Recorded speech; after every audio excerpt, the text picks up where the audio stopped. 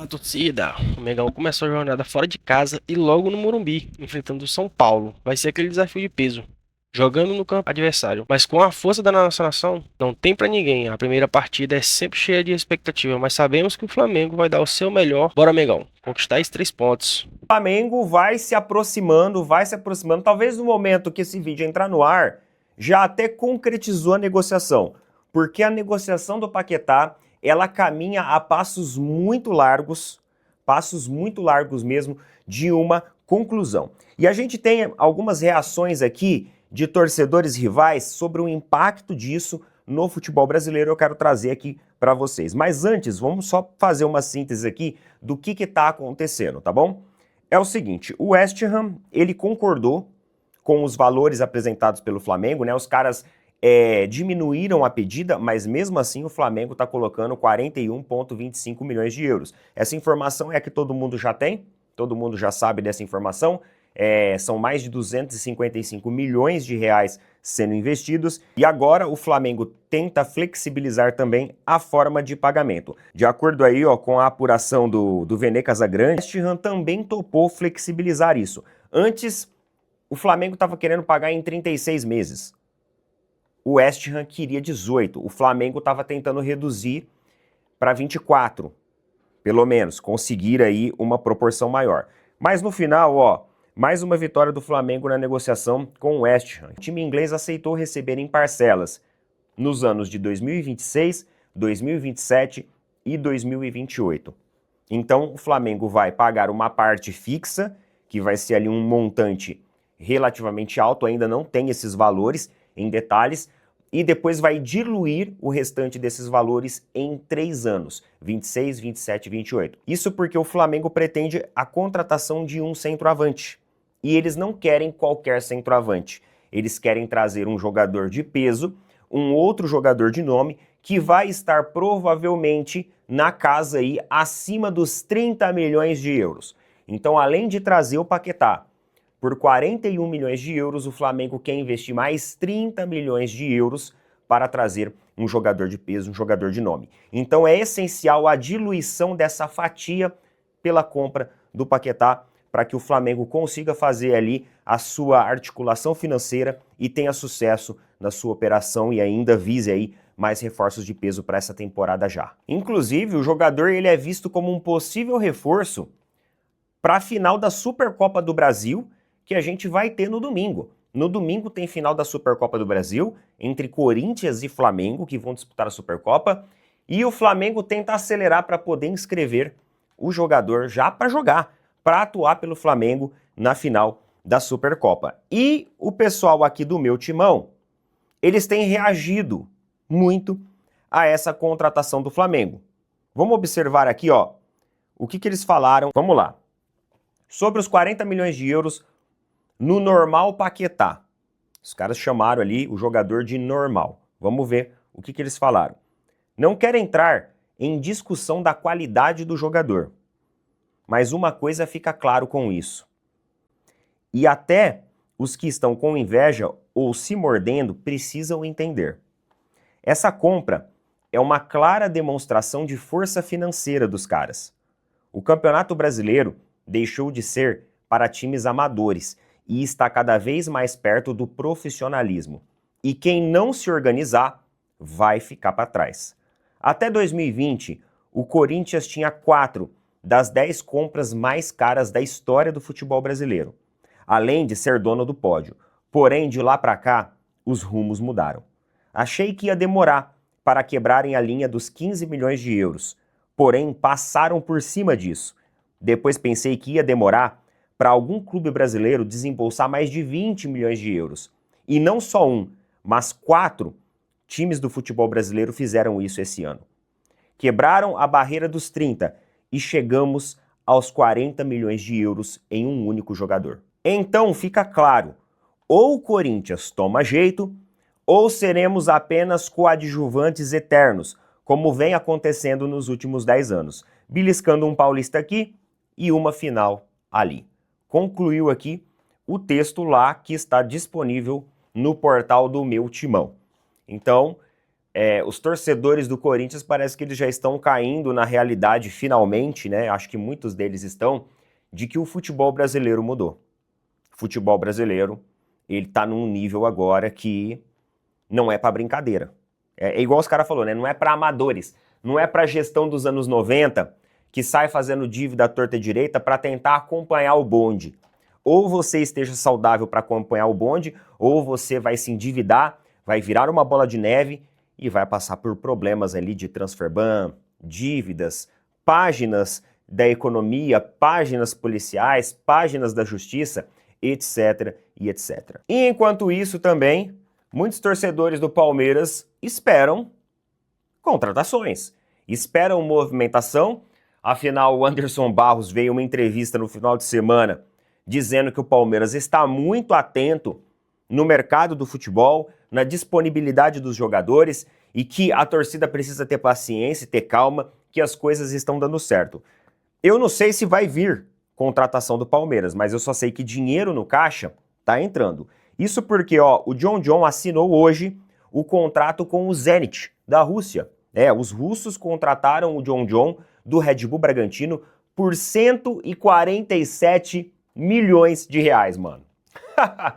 O cara saiu ano passado do Palmeiras, acho que por 50 milhões, 50 e poucos milhões, e foi vendido por 147 milhões de reais. Só que o lado bom é que o Palmeiras ele é o clube formador.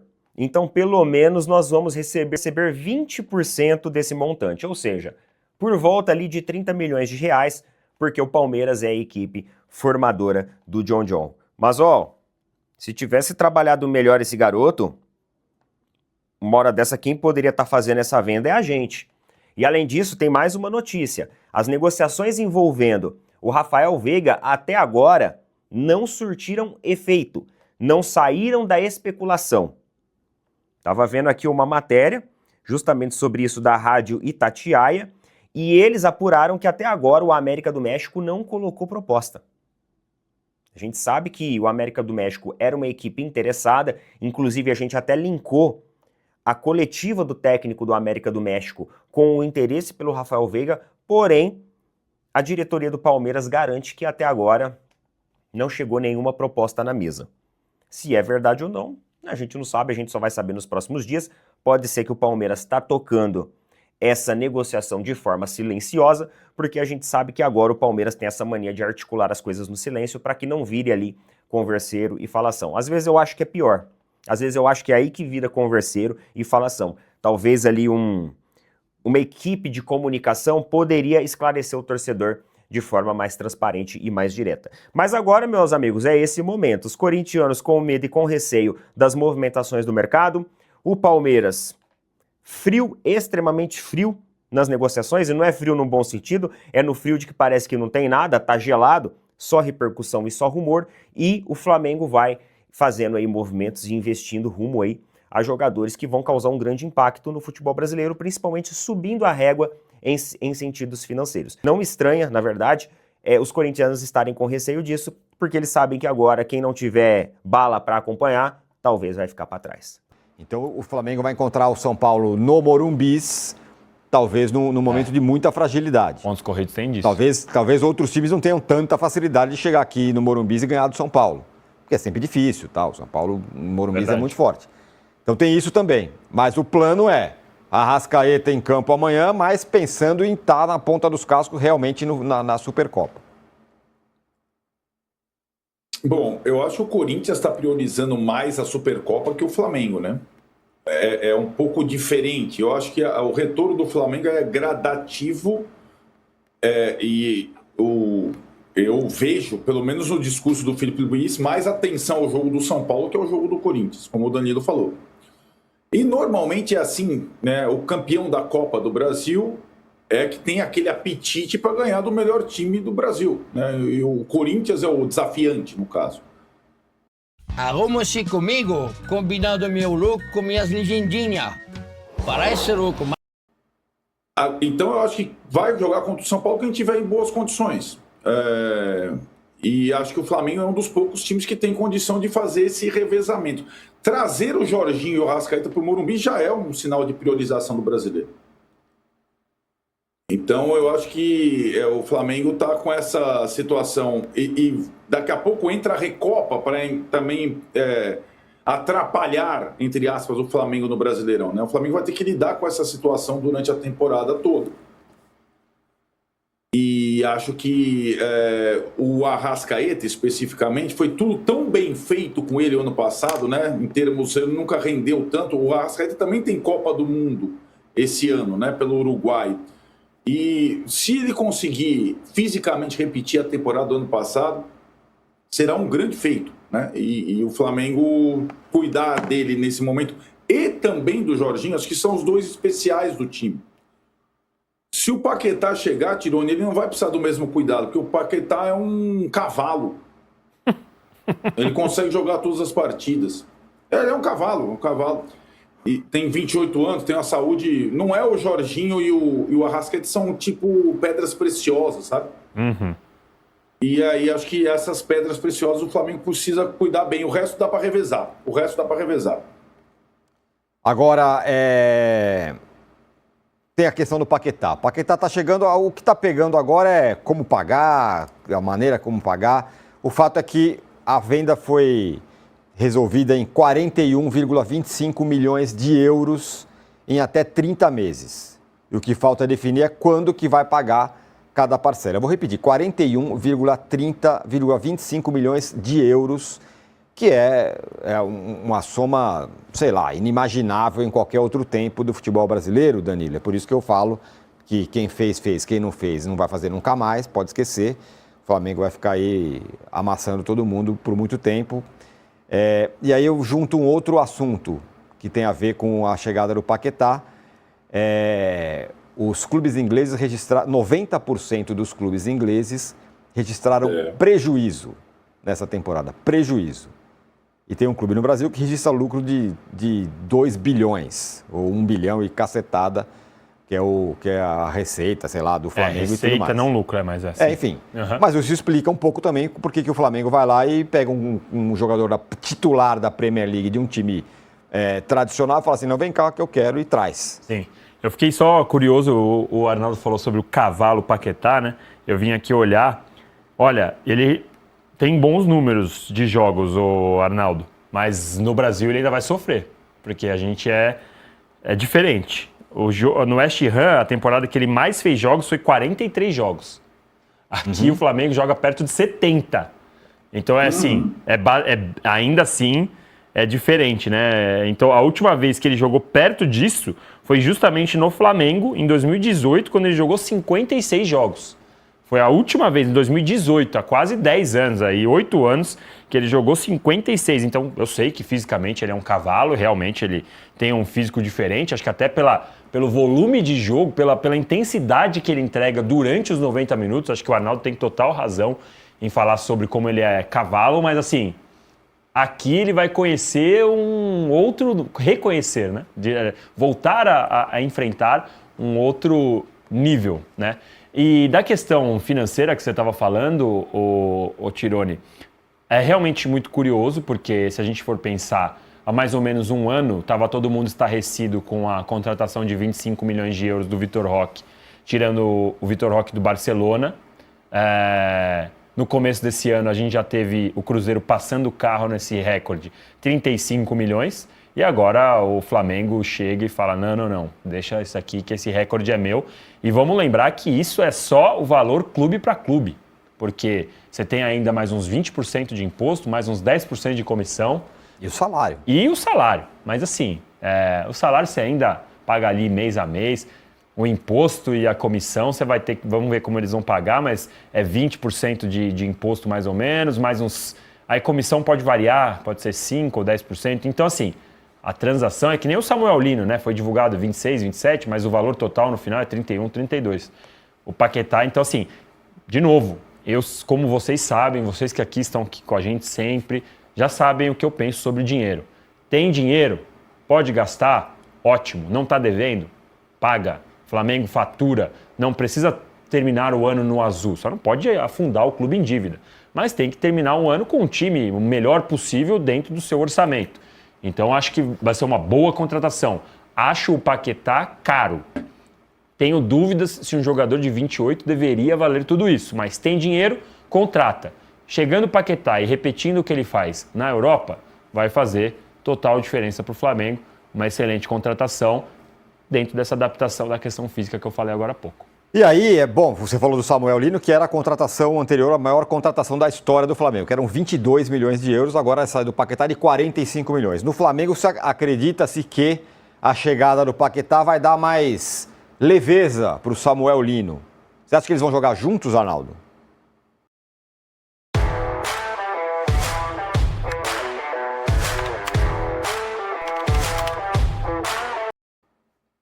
A leveza por não ter o rótulo de jogador mais caro da história, né?